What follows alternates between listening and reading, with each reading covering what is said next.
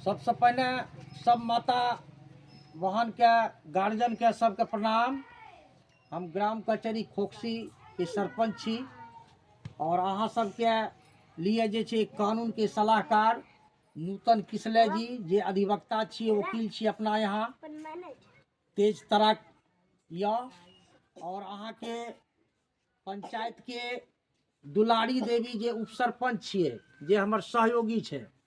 अहाँ के वार्ड में अहाँ के गांव में सरकार के द्वारा चलायल गेले एक अभियान, वही अभियान में छे कि सबसे पहले तो एक नंबर में नशा छे। ये नशा आइ के दिन में जे छे सबके दुल्हा सबके बेटा लगभग पिए छे। अहाँ कहे छिए तो अहाँ के 5 थप्पड़ मारे छे, 10 थप्पड़ मारे छे, बर्दाश्त कर ले छिए।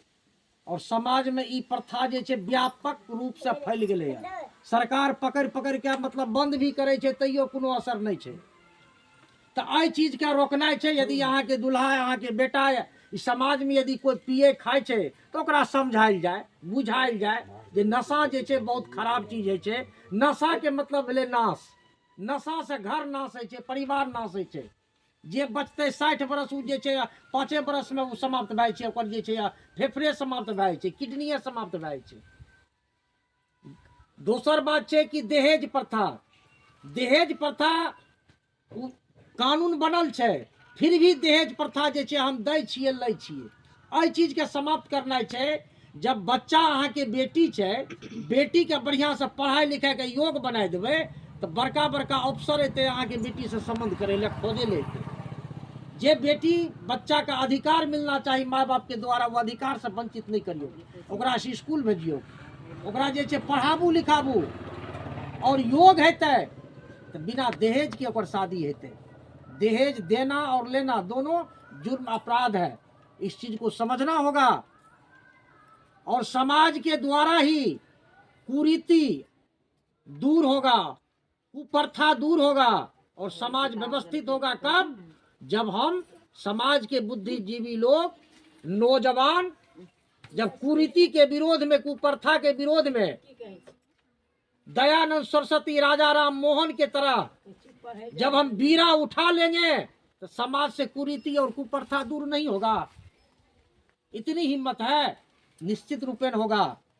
ये माँ बहन से आह्वान है कि झाड़ू लेकर के, बुहारू लेकर के इस कुप्रथा को समाज से दूर करना है और बच्चे को समय पर स्कूल भेजना है, बच्चे को पढ़ाना है, योग बनाना है। जिस बच्चे से देश का निर्माण होगा, समाज का निर्माण होगा, उस बच्चे को अधिकार से वंचित न करें। उसके हाथ पांव को काटे नहीं, बांधे नहीं, आप उसको आजादी दें।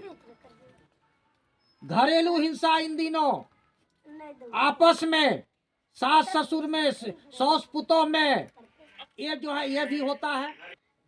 तो ये सब कहीं न कहीं शिक्षा का असर है। शिक्षा के कमी के कारण जो है हम पुतोह जो आती है तो उसको बेटी की तरह हम लाड़ प्यार नहीं देते हैं, उसको पराया समझते हैं, जिसके कारण की सौस पुतोह में पटरी नहीं खाता है।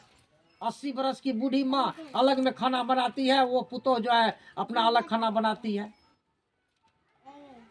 मानव तस्करी इन दिनों लोग क्या करते हैं, बाहर से जो है मतलब कोई आता है 1,00,000 2 लाख रुपया देता है, अपनी बेटी को हम बेच देते हैं, किसी को बेच देते हैं, बच्चे को बेच देते हैं। तो ये सब जो है नहीं होना चाहिए। साइबर क्राइम है, साइबर क्राइम जो है आजकल हर माँ बहन मोबाइल चलाती है।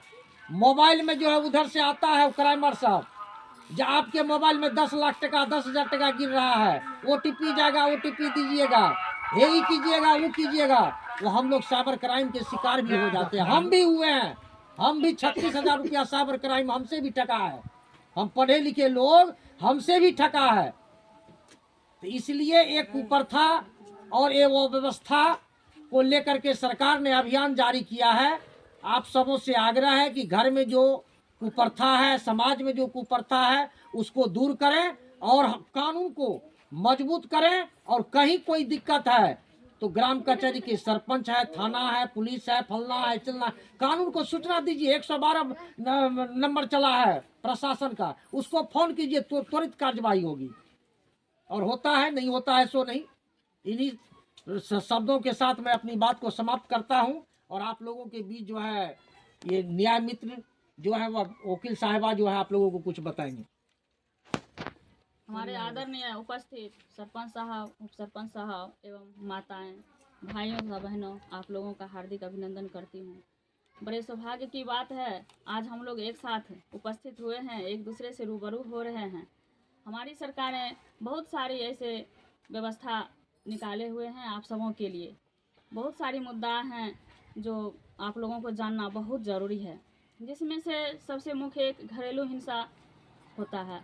घरेलू हिंसा जैसे कि शाब्दिक अर्थ से ही पता चलता है, घर का हिंसा, घर में होने वाला हिंसा।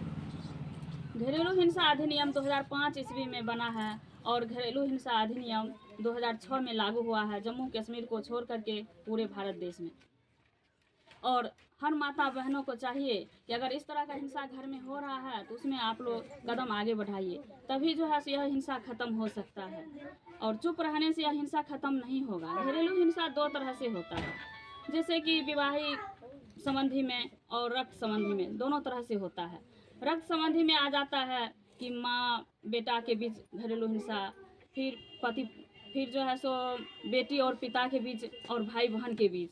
उसी तरह से विवाहित रिश्ता में हो जाता है ससुर पुतोह के बीच में, फिर भाभी देवर के बीच में, पति पत्नी के बीच में। और सिर्फ पति पत्नी के बीच में होना हिंसा यही घरेलू हिंसा नहीं है, बाकी ये सभी आता है।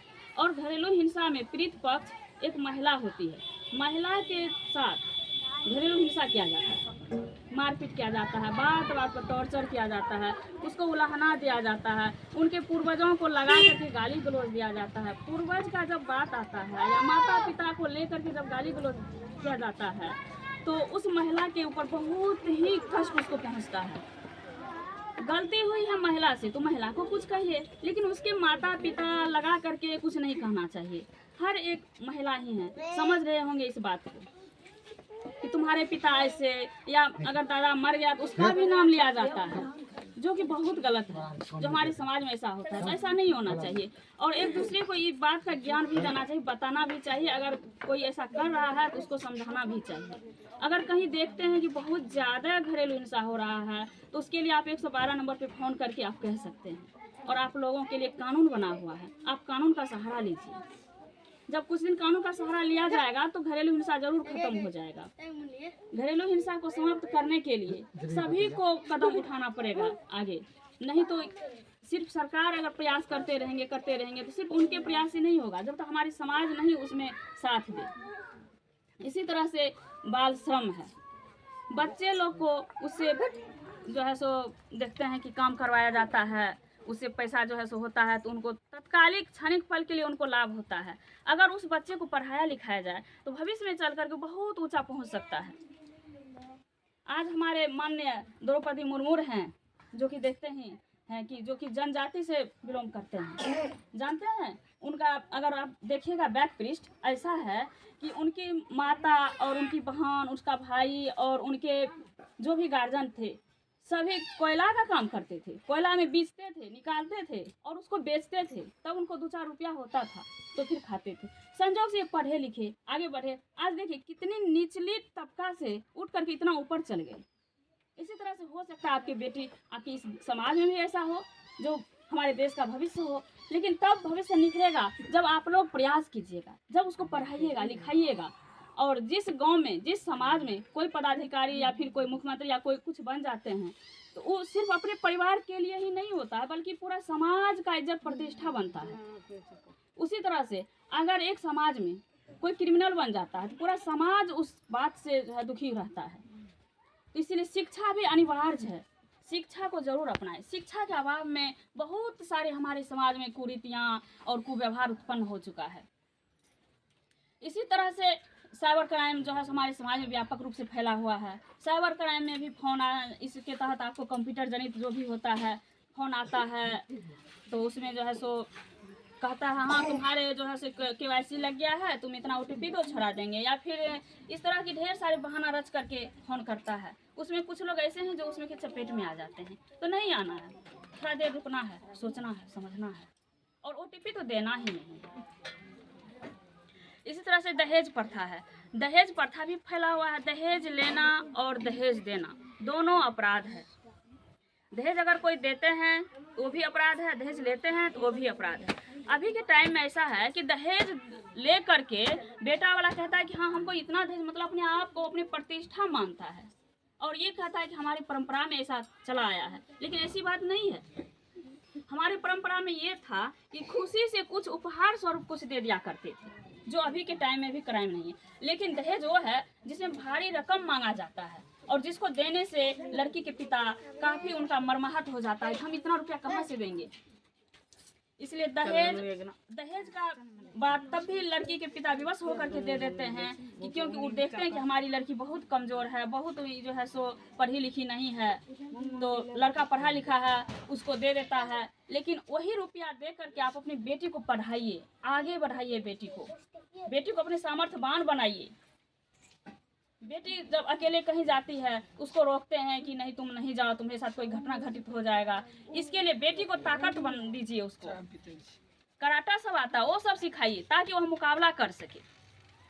बेटी को विकलांग नहीं बनाइए। अभी के टाइम में हमारे समाज में बेटी विकलांग के रूप में खड़ी है और यही वजह है बेटी जो है सो अभी बहुत परेशान रहती है। क्यों ऐसा होता है? इसलिए कि बेटी पढ़ी लिखी नहीं रहती है, वो 2 रुपया 4 रुपया कहाँ से आएगा, वो जो है सो यह नहीं व्यवस्था कर सकती है। जबकि बेटी को दे देते हैं दूसरे को कि आप हमारी बेटी को लीजिए और इसको रखिए, इसका लालन पालन खिलाना पिलाना आप कीजिए, जिस वजह से इसको परेशानी होता है।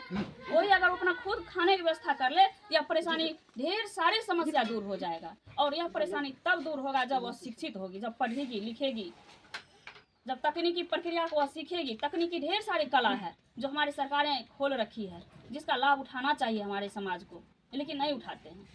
बस वही छोटा मोटा जो है सो घरेलू काम में उसको लगा के रखते हैं। नहीं तुम बेटी हो, तुम एकदम बेटी हो, तुमको कुछ नहीं करना। वही बोझा उठा करके फिर दूसरे के को दे दिया जाता है।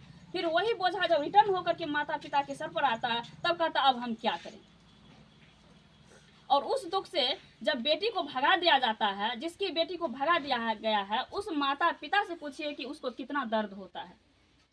लेकिन उसको ये ज्ञान नहीं है कि यह दर्द देने वाले हम ही हैं। कैसे? अगर बेटी को पढ़ाता लिखाता तो ये दिन नहीं मिलता देखने के लिए। क्या आज हमारे समाज में बेटी डॉक्टर नहीं बनी है, इंजीनियर नहीं बनी है? कौन सा ऐसा पोस्ट है जो बेटी नहीं बनी है? जो बना है उसके साथ ये सब परेशानी नहीं है। इसीलिए चाहिए कि हमारी माता बहन और भाई बंधु जो भी हैं कि शिक्षा अनिवार्य है। शिक्षा बेटा को देते हैं, उसी तरह से बेटी को भी दीजिए। बेटा को आप कितनों गरीब हैं, आप बाहर भेजते हैं पढ़ने के लिए, उसके शिक्षा पर ध्यान देते हैं। भले एक टाइम आप खा करके बेटा को पढ़ाते नहीं, बेटा पढ़ेगा, क्योंकि बेटा बुढ़ापा में हमको खिलाएगा, बेटी भी खिलाएगी। अगर आप बेटी को भी पढ़ाइएगा तो ऐसा नहीं है कि बेटा खिलाएगा बेटी नहीं खिलाएगी। क्या ये बताइए, हमारे गांव समाज में श्राद्ध कर्म होता है तो क्या सिर्फ बेटा ही करता है, बेटी नहीं करती है क्या? बेटी भी करती है। और जब बेटी सक्षम हो जाएगी ना, बेटी और बढ़ चढ़ के करेगी। जब माता पिता बीमार होता है, हमको ये बताइए, सभी तो हम सभी मानव ही हैं, जब माँ पिता जो है बीमार होता है तो उस टाइम में बेटी कितना सेवा करती है और बेटा को तो कितना सेवा कर पाता है। बेटा को कमाना रहता है, उसके ऊपर सारा जवाबदेही रहता है। बेटा जो है सो चाह करके भी नहीं कर सकता है सेवा, क्योंकि वो घर से बाहर है, उसको ढेर सारी समस्या है। लेकिन उसी तरह जब बेटी आती है तो इतना सेवा करती है मरने के टाइम में कि माता पिता को लगता है कि हाँ। और बेटी के ऊपर ही हमारे समाज जो है सो ये आशा और विश्वास और ये भरोसा रखते हैं कि वह दोनों जो है सो परिवार का कुल का रोशन करेगी, वह कुल का जो है पगड़ी बचा के रखेगी। बेटी के ऊपर ढेर सारे भार है, इसीलिए बेटी को शिक्षित करना बहुत जरूरी है। एक जब बेटा पढ़ता है, पढ़ करके वह बहुत ऊंचा पोस्ट पर जाता है और इतना वो अपने काम में व्यस्त रहते हैं, बच्चा जो जन्म लेता है उसके ऊपर उतना अच्छा से नहीं देख पाता। जबकि एक अगर महिला पढ़ी लिखी रहेगी, एक अगर बेटी पढ़ी लिखी रहेगी तो जरूर उसका जो बच्चा जन्म लिया है वह शिक्षित होगा। बेटा पढ़े तो शिक्षित हो ना हो बच्चा, लेकिन अगर माँ पढ़ी लिखी है तो उसका बच्चा निश्चित रूप से शिक्षित होता है और अच्छा ढंग से पढ़ता लिखता है, क्योंकि माँ अच्छा तरह से बच्चे का केयर कर सकती है और करती भी है, क्योंकि पिता के ऊपर तो ढेर सारे भार रहता है। इसीलिए शिक्षा पर ध्यान दीजिए विशेष रूप से, और विशेष रूप से बेटी पर ध्यान दीजिए, क्योंकि हमारे समाज में जितने भी बेटे लोग हैं, जितने भी जेंट्स हैं, सभी शिक्षित हैं, अधिकतर शिक्षित हैं। और ऊपर जो है सो अपना, और आधा जो है 50% जो हम लोग महिला हैं, ये सब नहीं पढ़ा लिखा है, जिस वजह से ये समस्या उत्पन्न होता है। इसी शब्दों के साथ मैं अपने वाणी को विराम देती हूँ। जय हिंद, जय भारत। है, सब आर्यो